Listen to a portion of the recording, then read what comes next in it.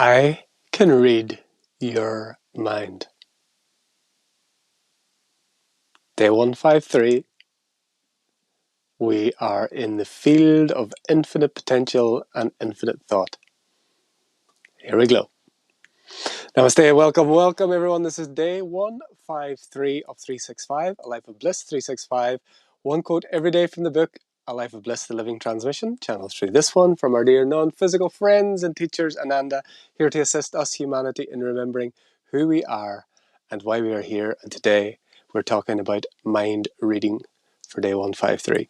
And so it's so apt, it's amazing. I don't read these quotes before I start in the morning. In the last few days, I don't know, for maybe a week or so, I've been guided to go to the coast, to the beach in the morning for sunrise sessions.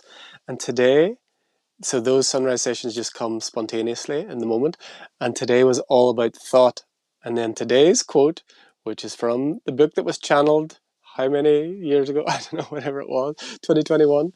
I think it was March to May of 2021, 8.5 weeks, 1 day a week for 3, like an hour session each day.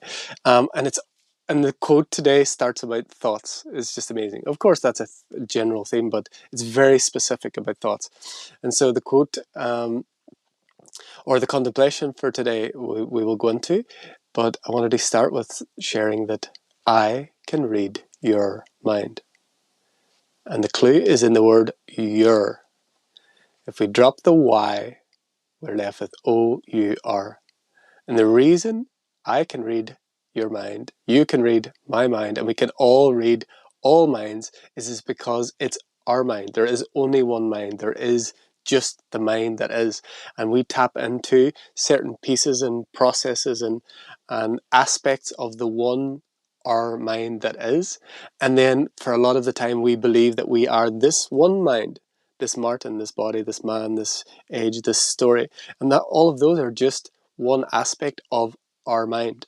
And so we can read others' minds because there are no others and there is only one mind. And those that we would term as psychic or deem as psychic, they're not reading the future because there is no future. They're just tapping into a field of potential, their sensitivity, and they've got a certain way of being. That's those who are actually that and not those who are just saying they're that. Let's put this on. I forgot. We got this today. I can read your mind. The little clues in the yellow eyes. And so they're just tapping into a field of potential that's open to everyone. It's not special. It's not mystical. It's what is the I, mind. Thought is just an open field. So at the end of this video, we'll talk a little bit more about mind reading, but let's get into the quote for day number 153 from our dear non-physical friends and teachers, AnandA.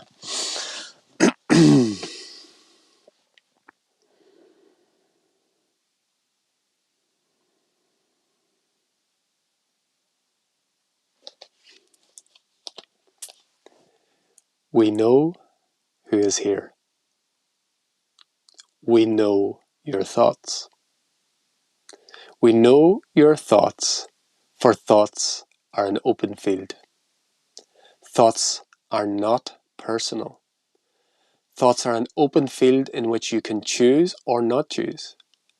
We know that some of you have felt at times that our words, beautiful as they may be, come from an expanded viewpoint that is not practical here in the world. Yet, even though we continuously offer the practical application of our absolute awareness, we honor your doubts, we hear you, and we invite you to begin now, to contemplate every miraculous event, every miraculous choice, all of the miraculous workings of your body that most of you know nothing about. Think of the intricate ways in which your nervous system, digestive system, neural system, skeletal system, and all of your bodily systems work together in harmony without any seeming input from you.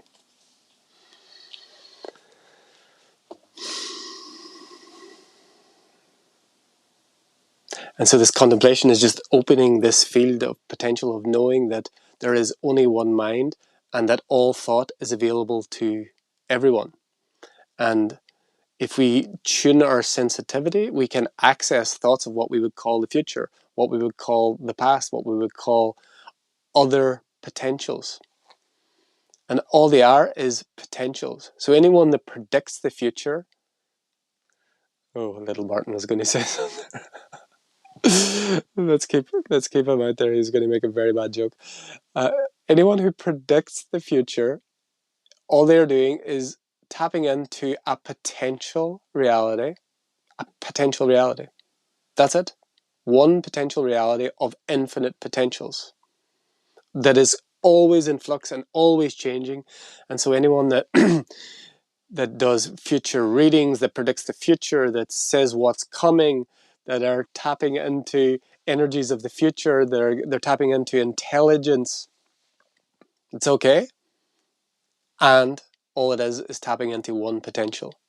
So just take everything this one says and anyone else says with a grain of salt, and don't take especially readings, future predictions, intelligence, intel, whatever all the words people are using now, energy, updates, all of these things. They're just tapping into one potential.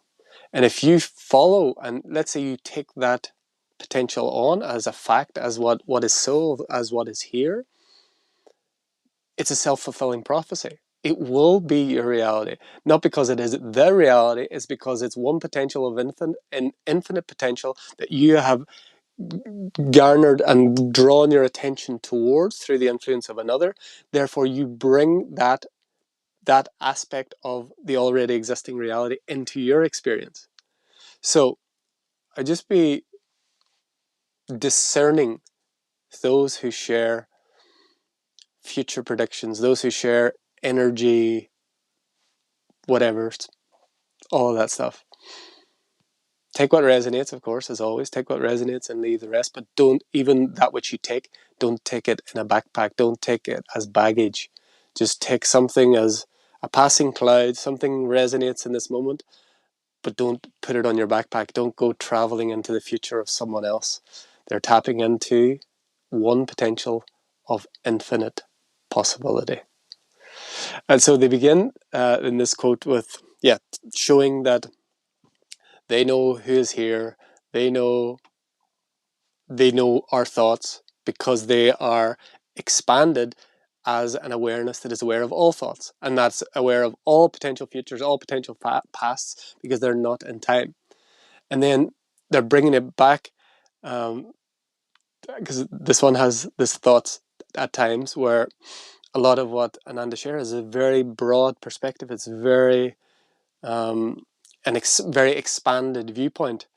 What about when I'm just having like the natural challenges that every human has? Is it, this expanded awareness is fine, but what about when I have to pay my rent and have a challenge in my relationship? What if when the body gets sick or whatever, these things? And so they want to bring it back really to practicality, to earthliness, to tangibility, to bring in the non-duality into multidimensionality and bring it into the personality without the person, and the actual daily, hourly, minute experience of life. And then so they're bringing this contemplation of looking at, again, the miraculous workings of the body, and seeing that there is, on one level, there is a brain, and there's a electromagnetic system. There's all of these systems and things that are happening inside your body, all these miraculous things, and we don't have to do anything to make them happen. They just go on their own. The heart beats, the breath breathes, the food digests, the hair grows, the eyes blink. All of these things just happen on their own. You don't have to do anything to make them happen. What can be more tangible and practical and real and here? Because whenever the challenges of life come to us, they're usually coming in the form of a thought, a fearful thought about the future, an anxiety about the future, or a guilt or a shame or something of the past, matched with an emotion. So a thought and an emotion come. So the practicality of this and the real tangibility is to bring this back to what is real, what is, whatever future projection of a problem or whatever like baggage of the past I've brought into this moment. I close my eyes, put my hands on my heart, and just say, I am pure love. Feel the heart beating inside our chest. You might even feel the pulse, and you might feel and recognize the blood flowing through your body. You'll see the hair growing. You'll see your eyes blinking. You'll feel really in touch with the physical system of the body and the miraculous thing that is. And so there's a body-brain connection that's making that all happen. Well, in one level, that's what's making it all happen. In truth, it's source. It's from source. The source of the source energy within us is just this aliveness. But in this physicality, when we bring it here, we've got this body, brain. And then because we're on the theme of mind, and then we have this mind that can think of so many different potentials. All of these, you can think of the most beautiful thing, it can think of the most darkest thing, and it can just throw in all of these random thoughts. And I love Michael Singer. He's one of, I would say, on planet Earth at this time, Michael Singer is a one true living master, and we are gifted to have that being with us.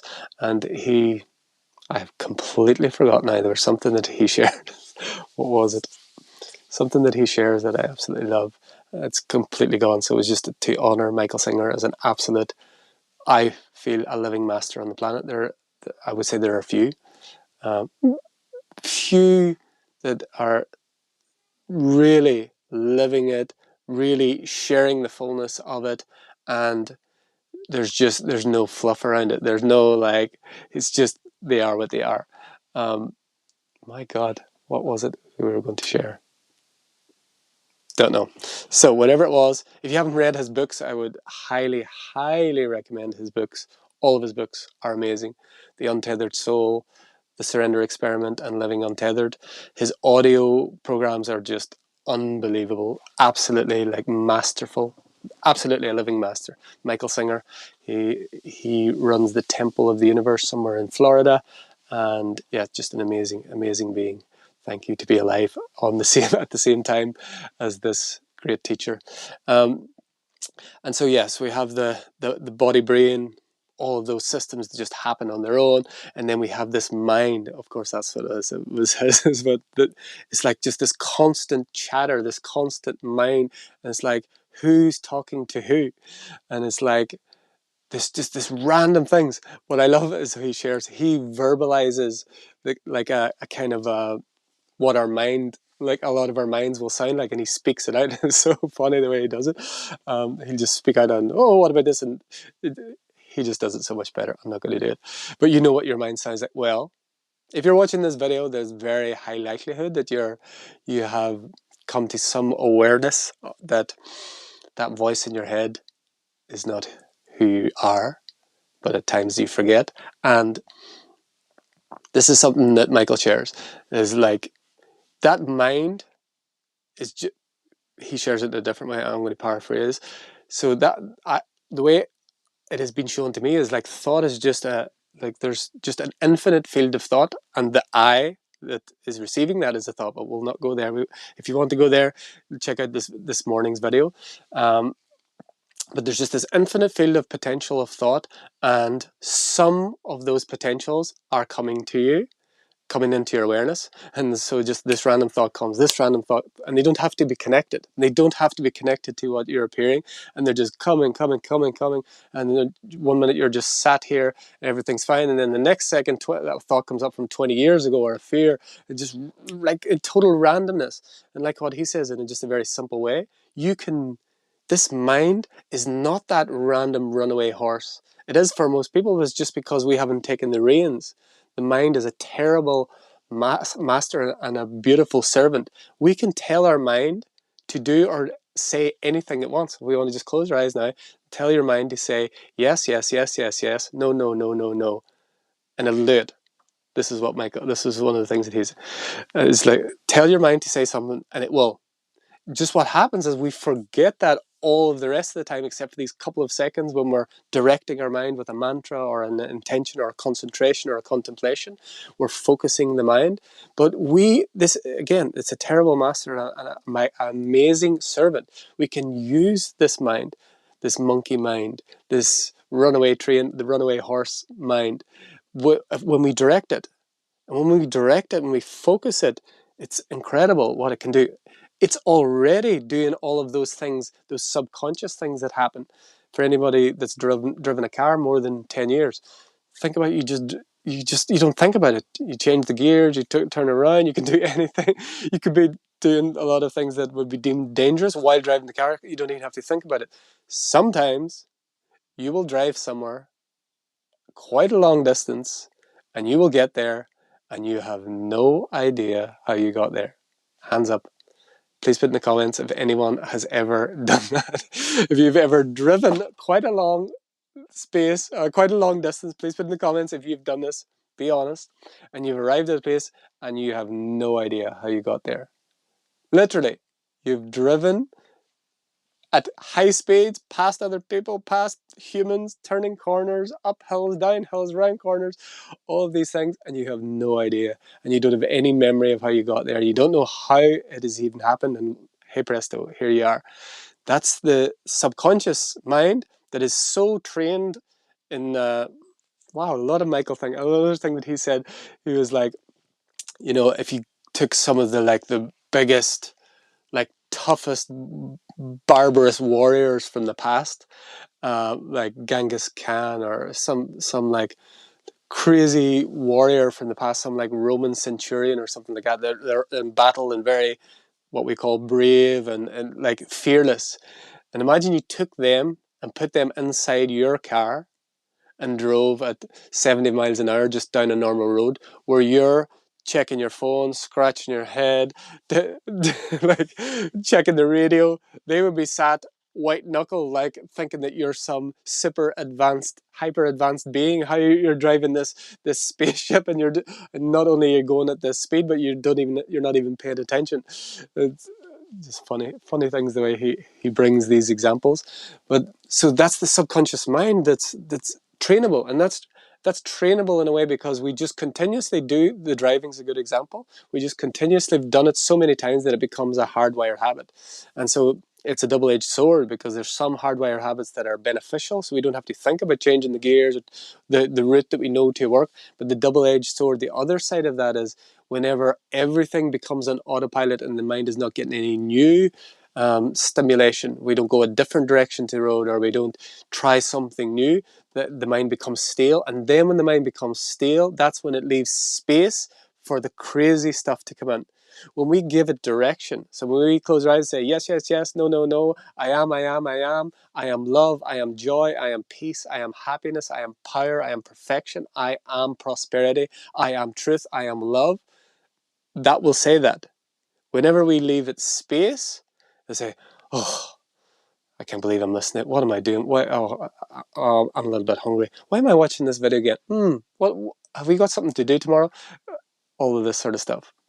That's what happened. Put in the comments. Is it just this one that happens?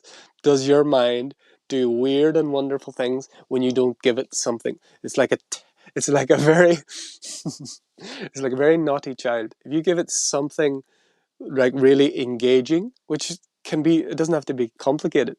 You can read your mind. You can read what you wish to tell your mind, and it will obey. It obeys. It's only when we leave it without any intention and we just leave it and we fill it with all sorts of junk, and our diet and I want to make diet like the broadest sense, what we consumes us. So in truth, anyone, even you watching this video now, you are consuming something external to you, and the intention is for it to be of benefit. But if you're watching this and it's simultaneously searching the phone or doing something else, and like we all do, we're multitasking, we're scattering our attention, and I'll say we all do it. I know this one does it, and I know it's because the mind can just flick from here to here and here and have something on in the background, and then looking over here and doing this, and I'm going to do this at the same time. And again, this technology allows us to do this, but if we give the mind, it's such a powerful tool. The mind is an amazing, amazing tool. It's a double-edged sword. It can be our greatest friend, or it can be our greatest enemy. But if we use it, and even for a short time, especially in the mornings is a really good time, if we give it focused, like direct intent with nothing else happening, we'll be amazed by how much the mind will serve us. But when we leave it open, YouTube becomes the master of the mind. Facebook becomes the master of the mind. The news, social media becomes master of the mind. The neighbor becomes master of the mind. And then the mind masters you, rather than you being master of your mind and make it serve you. The mind, and the mind doesn't have like negative intent or anything like this. The ego has its own this is the same as the video this morning, this self-preservation nature. And so it's continuously trying to protect itself because it believes it's separate from its source, and it needs to protect itself, help itself get what it's missing, get its share. It needs to protect itself from others. But if we have the mind is it's an absolute willing, beautiful servant. If we give it what it's called for, and it's literally just our attention. And when we allow it to be mastered by outer things that don't serve, we all know what serves us. We all know when we're mindlessly scrolling on YouTube or somewhere else. Again, let's put in the comments, who has went onto their phone or computer or laptop in the last week, in the last month, and went with it, possibly beginning with a certain intention and ending up 20 minutes, half an hour later, no idea how they got to where they've got. For this one, I can say for sure. And these tools, again, they're double-edged swords. They're an amazing tool, but if we don't use them in the way that is beneficial for us, we are being used by them, and then our mind is being mastered by external influences. And again, even using this video, whatever is coming through here is just an offering, an invitation. It's an invitation to master your mind. And I can read your mind because your mind is the same as my mind, and there is just one mind. And whatever we choose to read into that, whatever we choose to give to our mind, is the experience that we will have. So we've gone on a little bit today. Wow, wasn't expecting that. So let me just check the comments. Let me see if anyone... So Katrina is admitting, I don't know if that's the first one or the second one or both, but admitting to both, to at least one of those things. Yes, where we drive. I think the first one was where we've driven somewhere.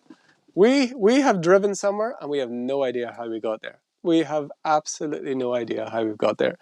That's amazingly cool and amazingly crazy at the same time, if you think about it. And the second one is, the social media. I call it the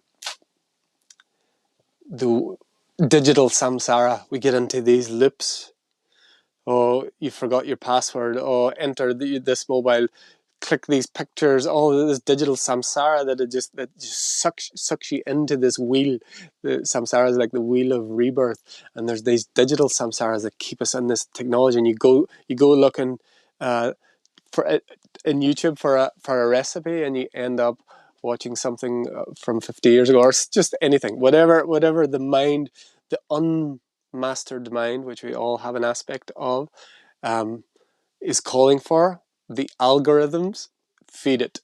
And so I'm going to do a video actually on how to really use these technologies, because I've shared many times before through the 20-year addiction, and I need to extend that. The 20-year addiction is to like drugs, alcohol, that sort of material things. The addictions have moved into other areas, so I should just extend that and not say that because I can see that. But I've come up with some methods and ways in which we can use these technologies, and I've had to through my own, I would say, weaknesses in being able to use technology and the addictive tendency. I have come up with some tools, ways in which you can use these, because they're great benefits and they're amazing things.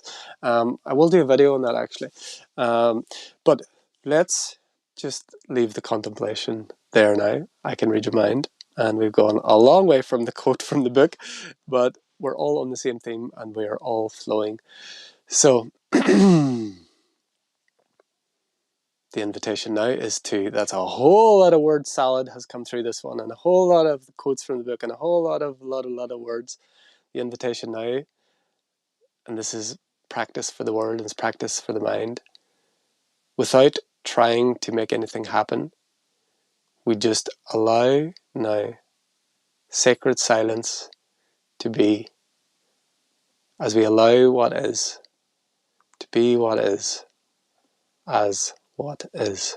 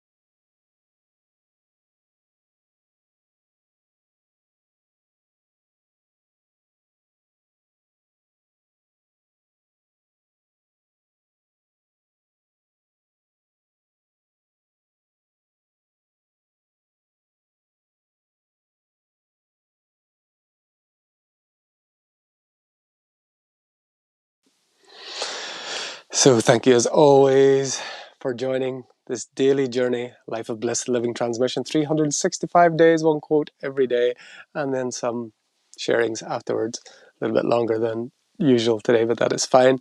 And so we said we were going to share a little maybe tool or a little way in which we can play with this reading the mind. And this is just for fun, but it's also for self-mastery. So the way we want to share this is, it's good to do this with someone that you are fairly close with. It doesn't have to be necessarily, but it's good if someone you're close with. It would be good, I mean, everyone will benefit from this, if we knew more of the thoughts that another that we're in relationship with, a friend, a partner, a parent, a child, whatever it happens to be, if we're more in tune with that, it's always beneficial. So what we want to do is make an empathetic connection with that being without trying to find something. So let's say someone that you want to have this, we're just using I can read your mind. There's got a lot of negative connotations with that, but we're using it in the most light and fun and beneficial way here. You want to make an empathetic connection with that being. So let's say you're in a room with that being and you want to know what they're thinking. You'd like to know more about them, basically, is what we're saying. We would like to connect with them further. So you want to consciously connect. You would think this is going like mind to mind. That's the old idea, and that's like the kindergarten version of this. What we want to do is make a connection with the heart, and you can do this visually, feeling, like whatever way you sense energy. You want to firstly feel into your heart. Just notice what you feel, sense, know, imagine, experience your heart, and this is the heart center. And then imagine, feel, sense, visualize the heart of the other.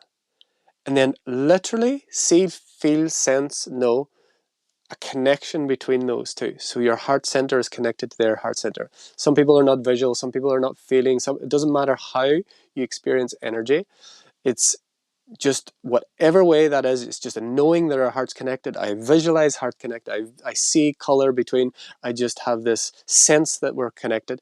And then just connect with the heart, breathe, notice the breathing. Again, do this very gentle. It's not like some like hypersensitive project. Do it like in a spontaneous, easy way. Notice their breathing, see if you can kind of connect with the breath, and then just be open and focus on the heart. Focus on their heart connected to your heart, and then just be open. And that's it. And then just see what happens. Just notice what arises. Notice any changes you notice in them. Notice any changes notice in yourself. Notice what thoughts appear in you. Notice what feelings and emotions come up. And this is just a very simple way, just a direct empathy. And you can do that instantly.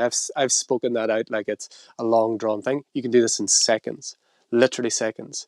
And you can do this with complete strangers as well.